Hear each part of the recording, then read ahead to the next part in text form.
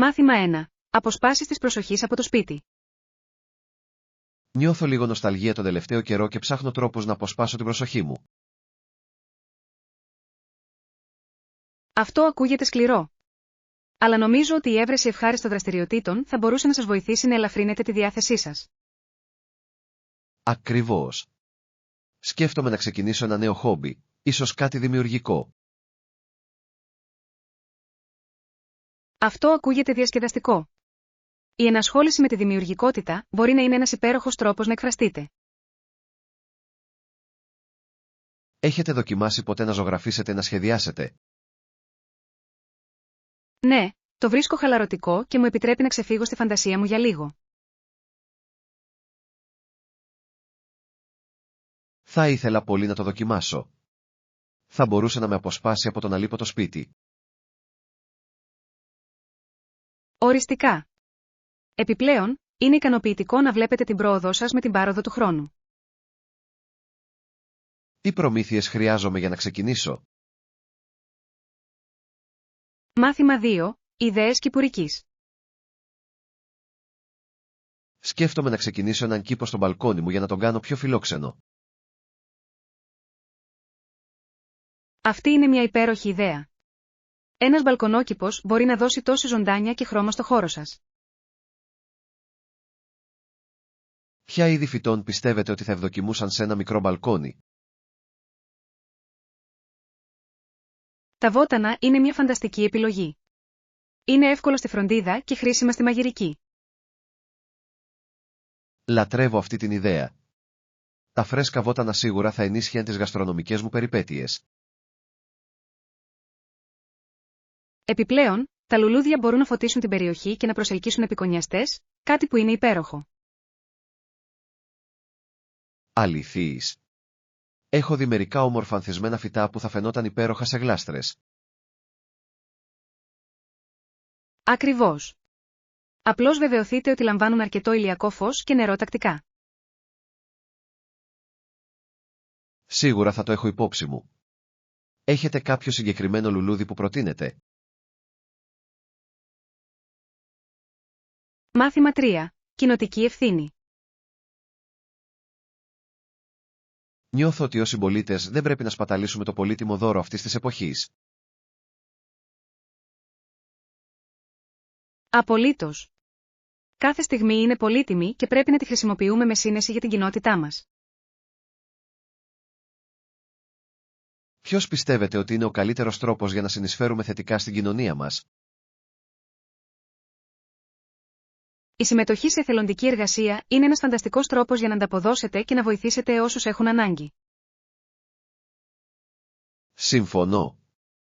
Δεν ωφελεί μόνο τους άλλους, αλλά μπορεί επίσης να ανταμείψει τον εαυτό μας. Ακριβώς. Επιπλέον, δημιουργεί μια αίσθηση ενότητας και σύνδεσης μεταξύ των ανθρώπων. Έχετε συμμετάσχει σε κάποια κοινοτική εκδήλωση πρόσφατα? Ναι, συμμετείχα σε μια τοπική πρωτοβουλία καθαρισμού και ένιωσα υπέροχο να κάνω τη διαφορά. Αυτό ακούγεται υπέροχο. Πώς ένιωσες αφού προσέφερες χρόνο και κόπο? Μάθημα 4. Ταξιδιωτικά σχέδια. Ονειρευόμουν τις επόμενες διακοπές μου και ακούγεται συναρπαστικό. Αυτό είναι υπέροχο. Ποιο νησί σκέφτεσαι για την απόδρασή σου? Σκέφτομαι να πάω σε ένα όμορφο νησί της Καραϊβικής, γνωστό για τις εκπληκτικές παραλίες του. Αυτό ακούγεται καταπληκτικό. Τα κρυστάλλινα νερά και η λευκή άμμος πρέπει να είναι τόσο ελκυστικά. Ακριβώς. Μπορώ ήδη να φανταστώ τον εαυτό μου να χαλαρώνει κάτω από τον ήλιο και να απολαμβάνει το τοπίο. Έχετε προγραμματίσει κάποιες δραστηριότητες για το ταξίδι σας ή απλά για χαλάρωση στην παραλία? Θα ήθελα πολύ να δοκιμάσω κάποια θαλάσσια σπορ, όπως κολύμβηση με αναπνευστήρα ή καγιάκ, για να εξερευνήσω τη θαλάσσια ζωή. Αυτή είναι μια φανταστική ιδέα. Η εμπειρία του υποβρύχιου κόσμου μπορεί να είναι τόσο συναρπαστική. Στα σίγουρα. Έχετε κάποιο αγαπημένο νησί που έχετε επισκεφτεί και θα προτείνατε? Μάθημα 5. Συνάντηση ελεφάντων. Την άλλη μέρα, ήμουν στο ζωολογικό κήπο και είδα έναν ελέφαντα που τράβηξε την προσοχή μου. Ο αλήθεια, τι έγινε όταν το είδες? Μας κοίταξε, μετά σήκωσε τον κορμό του και έβγαλε έναν δυνατό ήχο που μας έκανε να πηδήξουμε. Αυτό πρέπει να ήταν μια μεγάλη έκπληξη. Οι ελέφαντες έχουν τόσο δυνατές φωνές. Ναι, ήταν εκπληκτικό να το ακούς. Δεν ήξερα ότι μπορούσαν να είναι τόσο φωνητικά. Επικοινωνούμε συναρπαστικούς τρόπους, έτσι δεν είναι? Πώς ένιωσες εκείνη τη στιγμή? Ένιωσα ένα μείγμα ενθουσιασμού και λίγο φόβο, αλλά κυρίως δέος για το τεράστιο μέγεθος του. Μπορώ να φανταστώ. Το να είσαι τόσο κοντά σε ένα τόσο μεγαλοπρεπές πλάσμα πρέπει να ήταν αξέχαστο. Ήταν σίγουρα. Θα θυμάμαι αυτή τη στιγμή για πολύ καιρό. Μάθημα 6. Βρίσκοντας το τέλειο κρεβάτι για κατοικίδια. Γεια σου. Ψάχνω για ένα νέο κρεβάτι κατοικίδιο για το σκύλο μου, αλλά αισθάνομαι συντριπτικός με τόσες πολλές επιλογές εκεί έξω. Καταλαβαίνω απόλυτα. Τι είδους κρεβάτι ελπίζετε να βρείτε? Είναι για μικρόσωμο σκύλο ή για μεγαλύτερη ράτσα?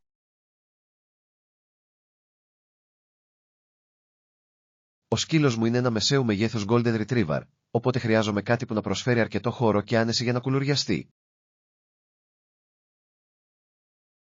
Αυτό ακούγεται υπέροχο. Έχετε σκεφτεί υλικά? Ορισμένα κρεβάτια είναι φτιαγμένα με αφρό μνήμης, το οποίο μπορεί να είναι πραγματικά άνετο για τα κατοικίδια. Ναι, έχω ακούσει για Memory Foam. Ακούγεται σαν μια εξαιρετική επιλογή, ειδικά για τις αρθρώσεις του. Τι γίνεται με τα καλύματα που πλένονται? Σίγουρα πρέπει. Αναζητήστε κρεβάτια με αφαιρούμενα και πλένονται στο πλυντήριο καλύματα. Κάνει τον καθαρισμό πολύ πιο εύκολο. Αυτό είναι ένα καλό σημείο. Θέλω επίσης να βεβαιωθώ ότι ταιριάζει καλά στο σαλόνι μου χωρίς να φαίνεται παράτερο. Υπάρχουν συμβουλές για το στυλ? Στα σίγουρα. Μπορεί να θέλετε να επιλέξετε ένα κρεβάτι που συμπληρώνει την υπάρχουσα διακόσμησή σας, ίσως σε ουδέτερα χρώματα ή διασκεδαστικά μοτίβα που ταιριάζουν με το χώρο σας. Αυτή είναι μια υπέροχη ιδέα. Θέλω επίσης ένα κρεβάτι που να είναι ανθεκτικό, καθώς έχει την τάση να μασάει πράγματα όταν βαριέται. Μάθημα 7. Ουδέτερο σε σύγκρουση. Πρόσφατα διάβασα για το πώς λειτουργούν οι γιατροί χωρίς σύνορα σε περιοχές καταστροφών, διατηρώντας ουδετερότητα στις συγκρούσεις. Αυτό είναι συναρπαστικό. Είναι εντυπωσιακό το πώς επικεντρώνονται αποκλειστικά στην παροχή ιατρικής περίθαλψης ανεξάρτητα από την πολιτική κατάσταση. Ακριβώς. Πραγματικά τονίζουν ότι η αποστολή τους είναι να βοηθούν όσους έχουν ανάγκη χωρίς να παίρνουν μέρος. Πώς πιστεύετε ότι το καταφέρνουν αυτό? Φαντάζομαι ότι απαιτεί πολύ προσεκτικό σχεδιασμό και εκπαίδευση για το προσωπικό τους να παραμείνει αμερόληπτο σε τέτοια θερμαινόμενα περιβάλλοντα. Πρέπει να είναι δύσκολη η πλοήγηση στην πολυπλοκότητα των διαφορετικών πολιτισμών και των πολιτικών εντάσεων παρέχοντας βοήθεια. Απολύτως. Πρέπει να διαθέτουν ισχυρά πρωτόκολλα για να διασφαλίζουν ότι κάθε δράση ευθυγραμμίζεται με τις ανθρωπιστικές αρχές τους. Και δεν πρόκειται μόνο για ιατρική περίθαλψη. Πρέπει επίσης να λάβουν υπόψη την ασφάλεια της ομάδας τους, σωστά? Ναι, η ασφάλεια είναι ζωτικής σημασίας. Συχνά πρέπει να λάβουν σκληρές αποφάσεις σχετικά με το πότε θα εισέλθουν ή θα φύγουν από μια ζώνη σύγκρουσης με βάση την κατάσταση. Είναι απίστευτο πως η δέσμευσή τους για ουδετερότητα μπορεί μερικές φορές να τους βάλει σε κίνδυνο. Ρισκάρουν τόσο πολύ για τους άλλους. Μάθημα 8. Ναυτική μουσική. Έχω ακούσει ότι οι άνθρωποι στις θαλάσσιες επαρχίες έχουν ένα μοναδικό στυλ μουσικής που αντανακλά τον πολιτισμό τους. Ναι, είναι πολύ ενδιαφέρον. Η μουσική συχνά ενσωματώνει στοιχεία λαϊκών παραδόσεων και αφήγησης, δεν νομίζετε? Οριστικά. Μου αρέσει το πως η μουσική μπορεί να μεταφέρει ιστορίες και συναισθήματα από την τοπική κοινωνία. Έχετε ακούσει κάποιο ναυτιλιακό συγκρότημα? Έχω. Μερικά από αυτά συνδυάζουν παραδοσιακά όργανα με μοντέρνους ήχους, δημιουργώντας ένα ζωντανό μείγμα που είναι πραγματικά μαγευτικό. Αυτό ακούγεται καταπληκτικό. Αναρωτιέμαι πως το περιβάλλον επηρεάζει το μουσικό του στυλ. Η θάλασσα και ο τρόπος ζωής του ψαρέματος και της ιστιοπλοείας παίζουν τεράστιο ρόλο, εμπνέοντας πολλά τραγούδια για τη ζωή στο νερό. Πρέπει να προκαλεί μια έντονη αίσθηση νοσταλγίας για όσους μεγάλωσαν γύρω από αυτές τις ακτές. Απολύτως. Μπορείτε να ακούσετε το πάθος και την περηφάνεια στις φωνές τους, καθώς τραγουδούν για την κληρονομιά τους. Θα ήθελα να παρακολουθήσω ένα φεστιβάλ ναυτιλιακής μουσικής κάποια μέρα. Φαίνεται σαν μια τόσο διασκεδαστική εμπειρία. Μάθημα 9. Άνετα παπούτσια. Ήμουν σε μια αναζήτηση για να βρω το τέλειο ζευγάρι παπούτσια που είναι άνετα και κομψά για καθημερινή χρήση. Αυτός είναι ένας μεγάλος στόχος. Η άνεση είναι απαραίτητη, ειδικά αν είστε στα πόδια σας για μεγάλες περιόδους. Τι στυλ έχεις στο μυαλό σου? Σκέφτομαι τα sneakers ή ίσως κάποια casual loafers, αλλά θέλω να διασφαλίσω ότι παρέχουν καλή υποστήριξη. Τα αθλητικά παπούτσια είναι μια σταθερή επιλογή. Αναζητήστε αυτά με αντικραδασμική προστασία και υποστήριξη καμάρας. Τα πόδια σας θα σας ευχαριστήσουν μετά από μια κουραστική μέρα. Αυτό είναι ένα καλό σημείο. Θέλω επίσης κάτι ευέλικτο που να μπορώ να φορέσω με διαφορετικά ρούχα. Απολύτως. Τα ουδέτερα χρώματα όπως το μαύρο ή το γκρι μπορούν να ταιριάζουν με διάφορα στυλ, καθιστώντας τα μια πρακτική προσθήκη στην γαρνταρόμπα σας. Έχω ακούσει επίσης για παπούτσια κατασκευασμένα από υλικά που αναπνέουν. Πιστεύεις ότι αξίζει να τα εξετάσεις?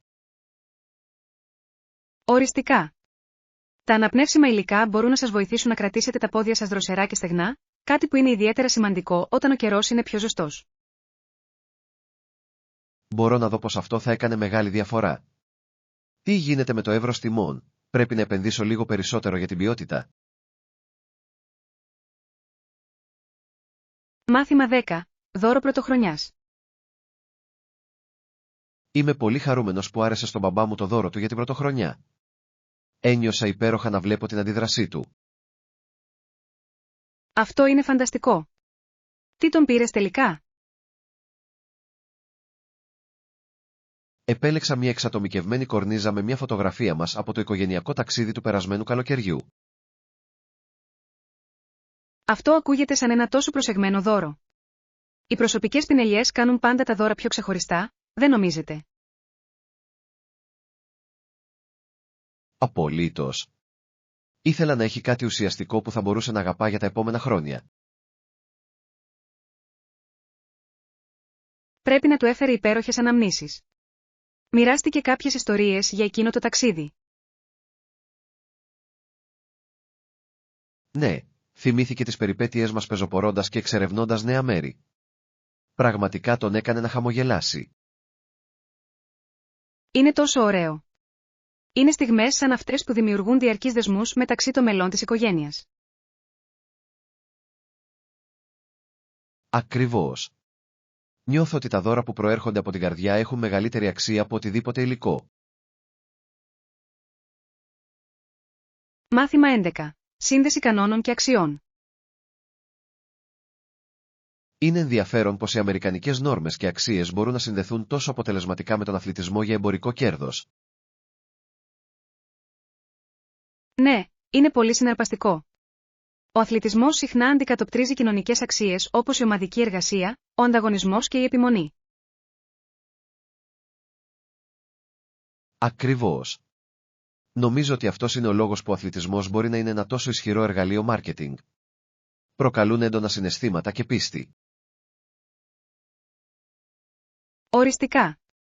Οι διαφημιστές μπορούν να αξιοποιήσουν αυτό το πάθος, κάνοντας τα προϊόντα τους να έχουν μεγαλύτερη απήχηση στους καταναλωτές.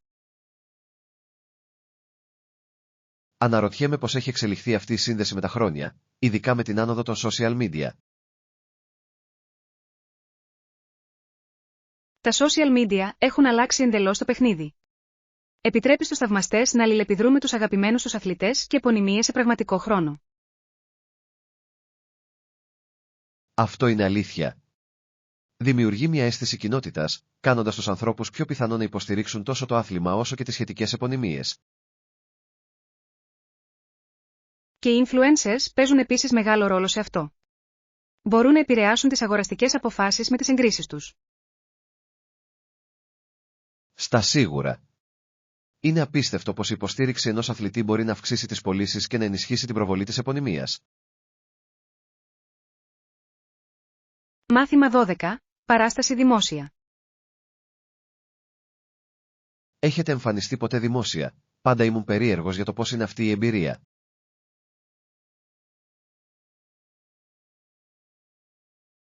Ναι, έχω. Έδωσα εμφανίσεις σε τοπικές εκδηλώσεις και ήταν συναρπαστικό και συναρπαστικό.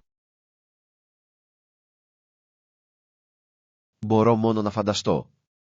Τι είδους παράσταση κάνατε? Τραγούδισα σε ένα κοινοτικό talent show. Η ενέργεια του κοινού ήταν απίστευτη και με παρακίνησε πραγματικά. Αυτό ακούγεται καταπληκτικό.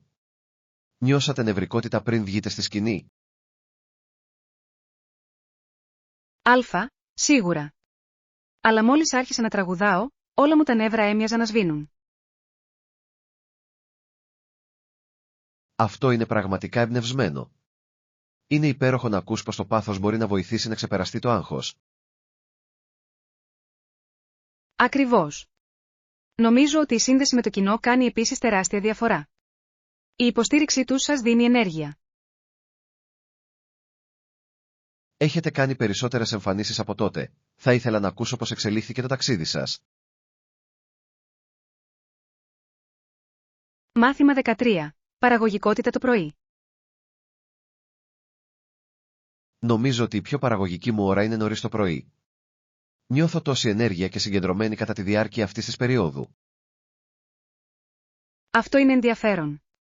Έχω ακούσει πολλούς ανθρώπους να λένε ότι κάνουν την καλύτερη δουλειά τους και το πρωί.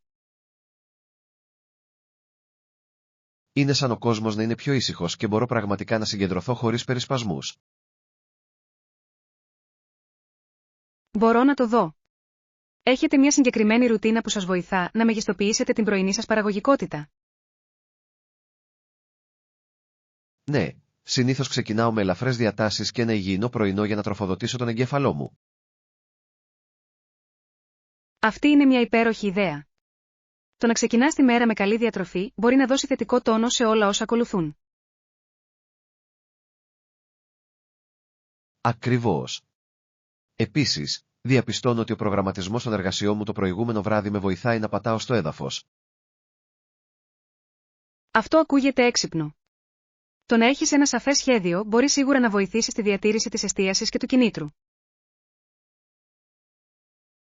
Στα σίγουρα. Προσπαθώ να αντιμετωπίσω πρώτα τις πιο δύσκολες εργασίες όσο το μυαλό μου είναι ακόμα φρέσκο. Μάθημα 14. Προβλεψιμότητα και σχεδιασμός. Αυτό είναι αλήθεια, αλλά μερικές φορές μπορεί να είναι απρόβλεπτο. Το τελευταίο πράγμα που χρειαζόμαστε είναι να χάσουμε τα σχέδια μας λόγω απρόβλεπτων συνθήκων. Συμφωνώ απόλυτα. Η ζωή έχει τον τρόπο να πετάει καμπύλες, έτσι δεν είναι? Ναι, και μπορεί να είναι αρκετά απογοητευτικό όταν έχετε καταβάλει τόση προσπάθεια για να οργανώσετε κάτι. Ακριβώς. Νομίζω ότι είναι σημαντικό να έχετε ένα εφεδρικό σχέδιο σε περίπτωση που τα πράγματα δεν πάνε όπως αναμενόταν. Αυτή είναι μια έξυπνη προσέγγιση. Η ευελιξία μπορεί πραγματικά να βοηθήσει στη μείωση του άγχους όταν τα πράγματα αλλάζουν απροσδόκητα. Στα σίγουρα. Έχει να κάνει με την προσαρμογή και την έβρεση εναλλακτικών λύσεων όταν αντιμετωπίζετε προκλήσεις. Θαυμάζω τους ανθρώπους που μπορούν να σκέφτονται στα πόδια τους και να χειρίζονται το απρόβλεπτο με χάρη. Και εγώ. Είναι μια πολύτιμη δεξιότητα που μπορεί να κάνει τεράστια διαφορά στον τρόπο με τον οποίο πλοηγούμαστε στις εκπλήξεις της ζωής. Υποθέτω ότι όλα έχουν να κάνουν με τη διατήρηση μιας θετικής στάσης, ακόμη και όταν τα πράγματα δεν πάνε όπως τα σχεδίαζαν. Μάθημα 15. Wimbledon και επαγγελματίες παίκτες. Είναι ενδιαφέρον πως το Wimbledon επέτρεψε σε επαγγελματίες να συμμετάσχουν αμέσως μετά την έναρξη της περιοδίας του King. Άλλαξε το τοπίο του τένις. Ναι, όντως έγινε. Η εισαγωγή επαγγελματιών παικτών έφερε ένα νέο επίπεδο ανταγωνισμού και ενθουσιασμού στο άθλημα.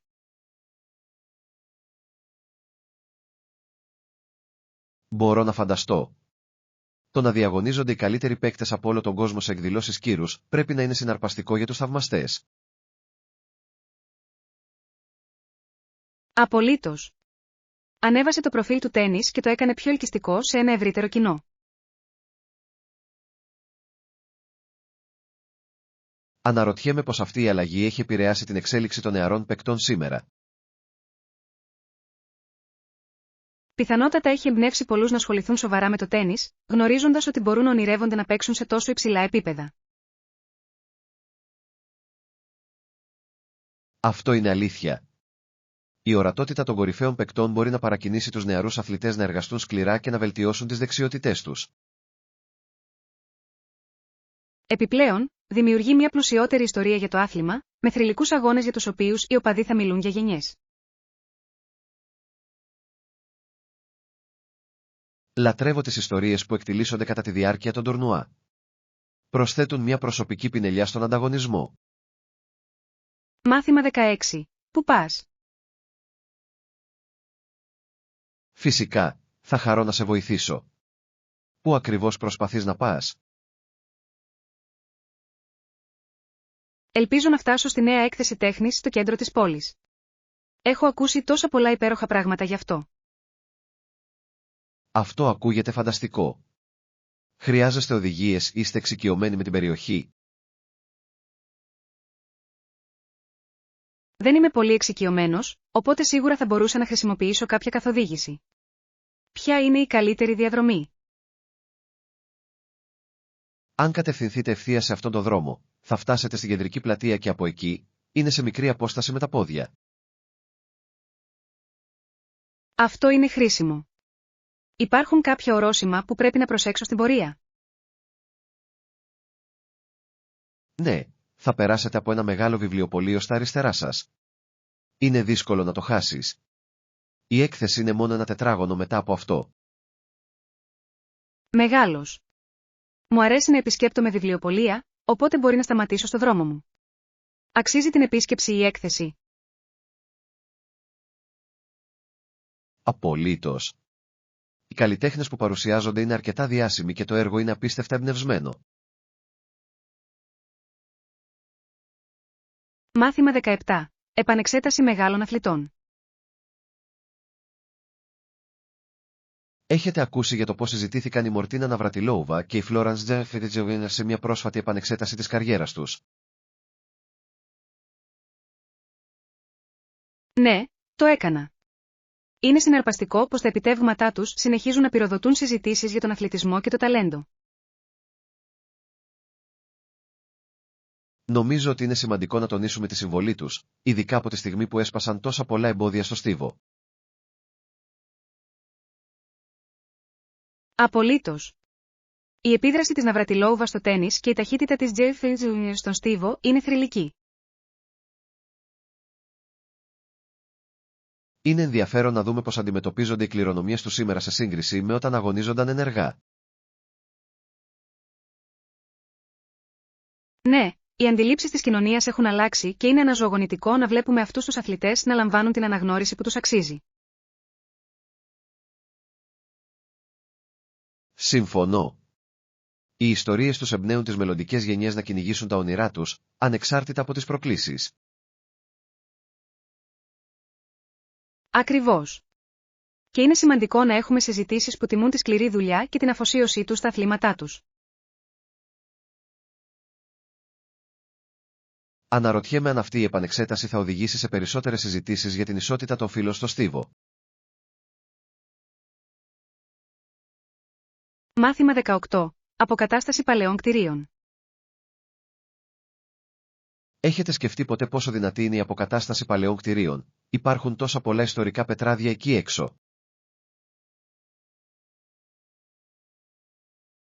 Ναι, έχω.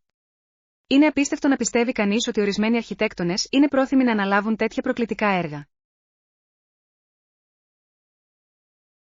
Δικαίωμα. Η αποκατάσταση παλαιών κατασκευών όχι μόνο διατηρεί την ιστορία, αλλά και επαναφέρει τη ζωή στις κοινότητες. Ακριβώς. Είναι σαν να δίνεις νέα πνοή σε κτίρια που αφηγούνται ιστορίες από το παρελθόν. Αναρωτιέμαι τι είδους προκλήσεις αντιμετωπίζουν οι αρχιτέκτονες όταν εργάζονται σε αυτά τα έργα αποκατάστασης. Υπάρχουν πολλά, από τη διασφάλιση της δομικής ακεραιότητας μέχρι την έβρεση υλικών που ταιριάζουν με τον αρχικό σχεδιασμό. Αυτό ακούγεται περίπλοκο, αλλά πρέπει να ανταμείβει για να δεις το τελικό αποτέλεσμα. Απολύτως. Κάθε ανακαινισμένο κτίριο έχει τον δικό του χαρακτήρα, που προσθέτει στη γοητεία της γειτονιάς. Επιπλέον, συχνά ενισχύει τις τοπικές οικονομίες προσελκύοντας τουρίστες και νέους κατοίκους. Μάθημα 19. Πράγματα που πρέπει να κάνετε. Ξέρεις, έχω συνειδητοποιήσει ότι υπάρχουν τόσα πολλά πράγματα να κάνεις εδώ γύρω, ειδικά όταν ο καιρός γίνεται καλύτερος. Συμφωνώ απόλυτα. Είναι η τέλεια στιγμή για να αντιμετωπίσετε ορισμένες από αυτές τις εργασίες, όπως η αλλαγή συντονιών και ο καθαρισμός. Ναι. Τα φρέσκα σεντόνια μπορούν να κάνουν τη διαφορά, αλλά μερικές φορές φαίνεται σαν μια τελείωτη λίστα με δουλειές. Ξέρω τι εννοείς. Είναι συντριπτικό να σκέφτεσαι όλα όσα πρέπει να γίνουν. Ακριβώς. Αλλά μόλις ξεκινήσετε, είναι συχνά ικανοποιητικό να ελέγχετε πράγματα από τη λίστα. Αυτό είναι αλήθεια. Ίσως μπορούμε να παρακινήσουμε ο ένας τον άλλον να κάνουμε πράγματα αυτό το Σαββατοκύριακο. Αυτό ακούγεται σαν σχέδιο. Μπορούμε να κάνουμε διασκεδαστικό και ανταποδοτικό να ολοκληρώσουμε τα πάντα στη λίστα μας. Ναι. Και ίσως μπορούμε να το γιορτάσουμε μετά με ένα ωραίο γεύμα ή μια βραδιά κινηματογράφου. Λατρεύω αυτή την ιδέα. Θα μας δώσει κάτι να περιμένουμε μετά από όλη τη σκληρή δουλειά. Μάθημα 20. Μια χορευτική μνήμη. Δεν θα πιστεύετε τι συνέβη στο πάρτι χθες το βράδυ. Ένας άντρας ζήτησε από τη μητέρα μου να χορέψουν. Πραγματικά, ακούγεται σαν μια τόσο διασκεδαστική στιγμή. Η μητέρα σου πρέπει να χάρηκε. Ήταν πραγματικά.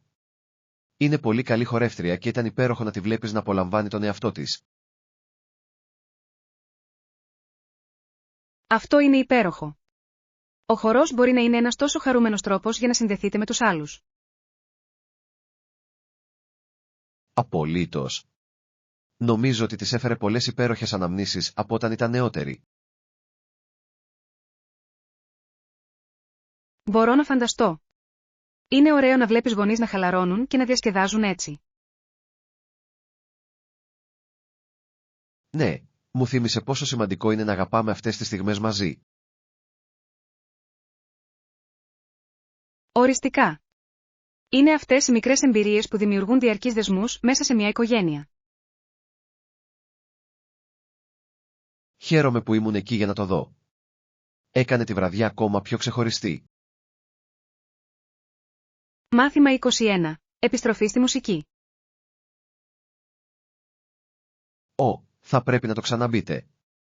Το να παίζεις ένα όργανο είναι τόσο ικανοποιητικό και φέρνει τόση χαρά.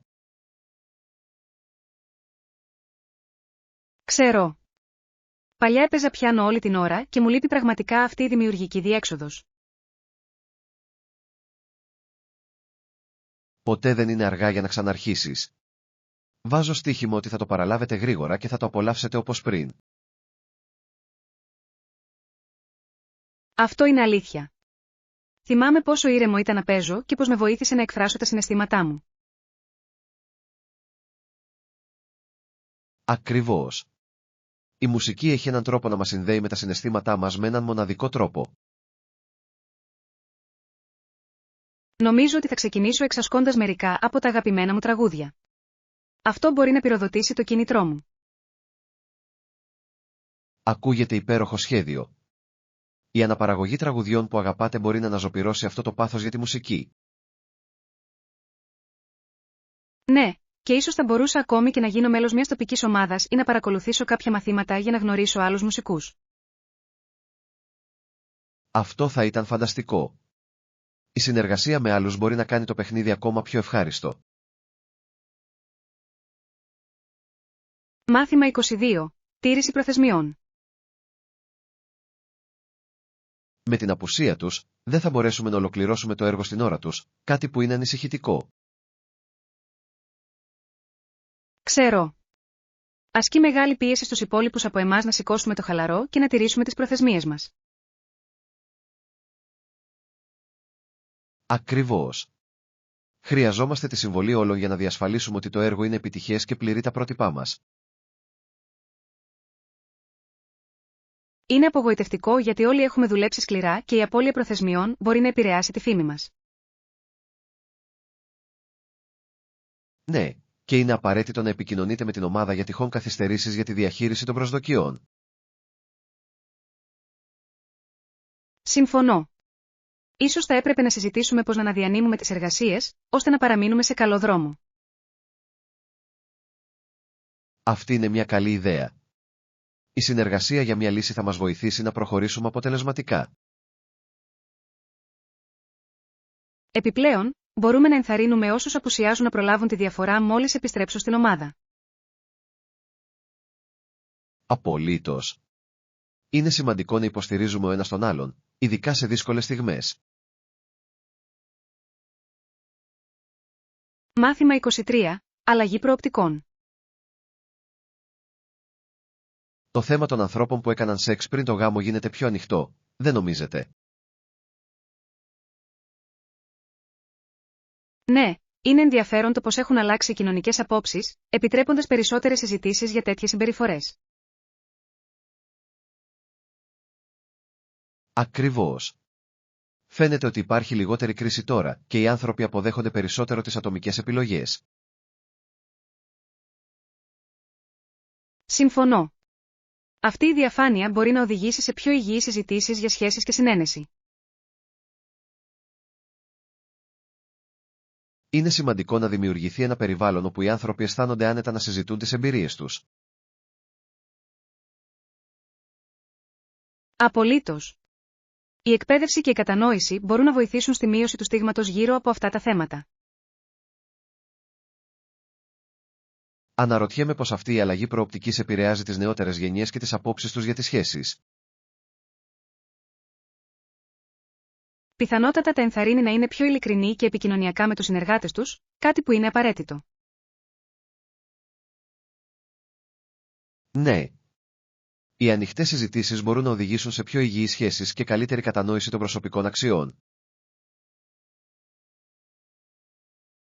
Μάθημα 24. Ζητήματα αγροτικής παραγωγής. Είναι λυπηρό πως αγροτικά προϊόντα αφήνονται μερικές φορές να σαπίσουν.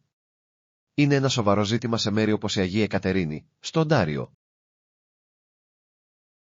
Ναι, πραγματικά είναι. Είναι απογοητευτικό να βλέπεις να σπαταλάτε τόσο πολύ πιθανό φαγητό όταν υπάρχουν άνθρωποι που έχουν ανάγκη. Ακριβώς. Νομίζω ότι καλύτερα συστήματα διανομής θα μπορούσαν να βοηθήσουν να διασφαλιστεί ότι τα φρέσκα προϊόντα θα φτάσουν σε αυτούς που τα χρειάζονται. Αυτό είναι αλήθεια. Πολλοί έμποροι εργάζονται σκληρά για να βρουν λύσεις, αλλά είναι ένα περίπλοκο πρόβλημα. Αναρωτιέμαι ποιες συγκεκριμένες προκλήσεις αντιμετωπίζουν οι ντόπιοι έμποροι για να φέρουν τις καλλιεργίες τους στην αγορά.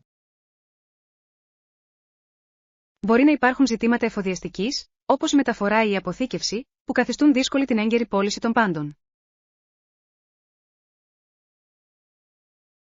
Ναι, και οι εποχικές αλλαγές μπορούν επίσης να επηρεάσουν την προσφορά και τη ζήτηση, με αποτέλεσμα οι πλεονάζωσες καλλιέργειες να μείνουν απούλητες. Είναι ένας δύσκολος κύκλος και είναι απαραίτητο να βρεθούν καινοτόμοι τρόποι μείωσης των απορριμμάτων στον αγροτικό τομέα.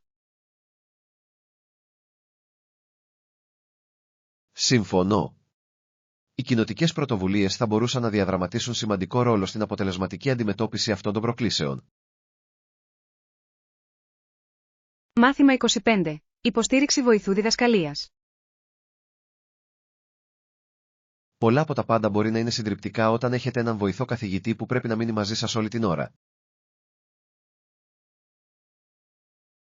Μπορώ να φανταστώ. Πρέπει να είναι δύσκολο να έχεις κάποιον συνεχώς παρόν ενώ προσπαθείς να μάθεις ή να εστιάσεις. Ακριβώς. Μερικές φορές, θέλω απλώς λίγο χώρο για να σκεφτώ ανεξάρτητα χωρίς να νιώθω ότι με παρακολουθούν. Αυτό είναι κατανοητό. Είναι σημαντικό να βρείτε μια ισορροπία μεταξύ υποστήριξης και προσωπικού χώρου στη μάθηση. Ναι, και ενώ η βοήθεια είναι ευεργετική, η υπερβολική βοήθεια μπορεί να αισθάνεται ασφικτική, ειδικά κατά τη διάρκεια δημιουργικών εργασιών. Συμφωνώ. Είναι σημαντικό για τους μαθητές να έχουν την ελευθερία να εξερευνούν ιδέες και να κάνουν λάθη μόνοι τους. Αναρωτιέμαι αν υπάρχουν τρόποι να δομηθεί το στήριγμα, ώστε να αισθάνεται λιγότερο παρεμβατικό. Ναι, ίσως τα προγραμματισμένα check-in αντί για συνεχή παρουσία θα μπορούσαν να προσφέρουν καλύτερη ισορροπία. Αυτό ακούγεται σαν μια υπέροχη ιδέα. Θα επέτρεπε στους μαθητές να αισθάνονται υποστήριξη ενώ θα έχουν ακόμα την ελευθερία να αναπτυχθούν. Μάθημα 26. Αστέρια και μύθοι. Έχετε αναρωτηθεί ποτέ πως άνθρωποι ζώα έγιναν αστέρια στον ουρανό, όπως ο Ορίων ο ισχυρός κυνηγός που κυνηγά τον Ταύρο? Ναι, είναι ένα τόσο συναρπαστικό θέμα.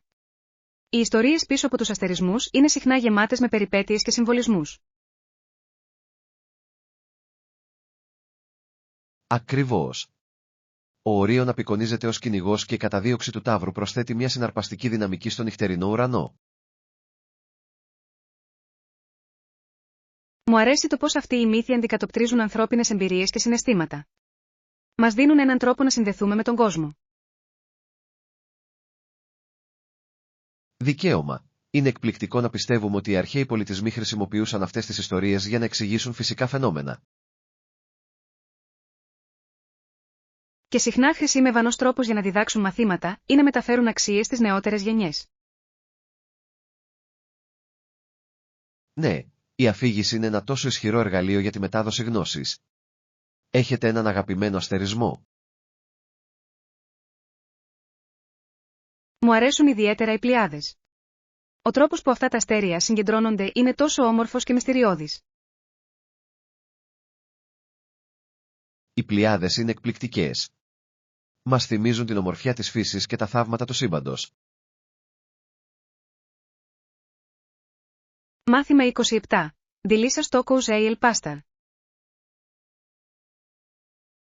Πρέπει να πω ότι τα νόστιμα Tacos Ale Pastar είναι ένα από τα αγαπημένα μου μεξικάνικα φαγητά. Είναι απλά απίστευτη. Συμφωνώ απόλυτα. Ο συνδυασμός μαριναρισμένου χοιρινού, ανανά και αυτό των εκπληκτικών μπαχαρικών είναι απλά ασυναγώνιστος. Ναι. Ο τρόπος που ενώνονται οι γεύσεις είναι ένα αριστούργημα μαγειρικής. Δοκίμασες να τα φτιάξεις στο σπίτι? Έχω. Είναι μια διασκεδαστική διαδικασία, αλλά τίποτα δεν ξεπερνά την αυθεντική γεύση που παίρνετε από έναν πλανόδιο πολιτή. Αληθείς. Υπάρχει κάτι ιδιαίτερο στο να τα απολαμβάνετε φρέσκα από τη σχάρα, ειδικά με μια στύψιμο λάιμ. Ακριβώς. Επιπλέον, η ζωντανή ατμόσφαιρα μιας βάσης τόκοου προσθέτει στην όλη εμπειρία. Έχετε κάποιο αγαπημένο μέρος για το Cozy El Pastar? Υπάρχει αυτό το μικρό μέρος στο κέντρο της πόλης που τα κάνει τέλεια. Το κρέας είναι τόσο τρυφερό και γευστικό. Αυτό ακούγεται καταπληκτικό. Πρέπει να το ελέγξω. Μου αρέσει να ανακαλύπτω νέα μέρη για φαγητό. Μάθημα 28. Έλεγχος ειδοποιήσεων. Ξέρω, σωστά. Δεν μπορώ να πάω μια ώρα χωρίς να ελέγξω το τηλέφωνό μου για ειδοποιήσεις. Είναι σχεδόν σαν εθισμός. Είναι πραγματικά. Έχουμε συνηθίσει τόσο πολύ στις άμεσες ενημερώσεις που η αποσύνδεση είναι περίεργη. Ακριβώς. Μερικές φορές αναρωτιέμαι πώς τα κατάφερναν οι άνθρωποι πριν γίνουν τόσο διαδεδομένα τα smartphone. Νομίζω ότι όλα έχουν να κάνουν με την ισορροπία. Ενώ το να παραμένουμε συνδεδεμένοι είναι υπέροχο, θα πρέπει επίσης να κάνουμε διαλύματα από τις οθόνες μας. Αυτό είναι ένα καλό σημείο. Προσπαθώ να ορίσω συγκεκριμένες ώρες για να ελέγχω το τηλέφωνό μου αντί να το κοιτάζω συνέχεια. Αυτή είναι μια έξυπνη προσέγγιση. Μπορεί να βοηθήσει στη μείωση του άγχους και στη βελτίωση της εστίασης σε άλλες δραστηριότητες. Στα σίγουρα. Διαπιστώνω ότι όταν δεν είμαι κολλημένος στο τηλέφωνό μου, μπορώ να απολαμβάνω τις συζητήσεις και τις εμπειρίες πολύ περισσότερο. Απολύτως. Επιπλέον, επιτρέπει βαθύτερες συνδέσεις με τους ανθρώπους γύρω μας, κάτι που είναι ανεκτήμητο. Ναι. Νομίζω ότι πρέπει να προκαλέσουμε τον εαυτό μας να έχει στιγμές χωρίς τηλέφωνο όλη την ημέρα. Μάθημα 29. Μεταφύτευση φυτών.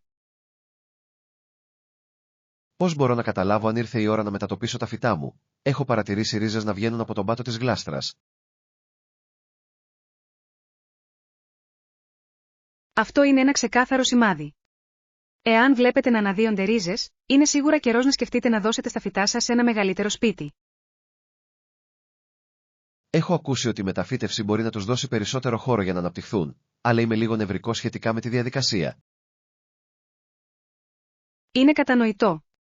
Απλώς να είστε ευγενικοί όταν αφαιρείτε το φυτό από την τρέχουσα γλάστρα του και προσπαθήστε να μην καταστρέψετε τις ρίζες.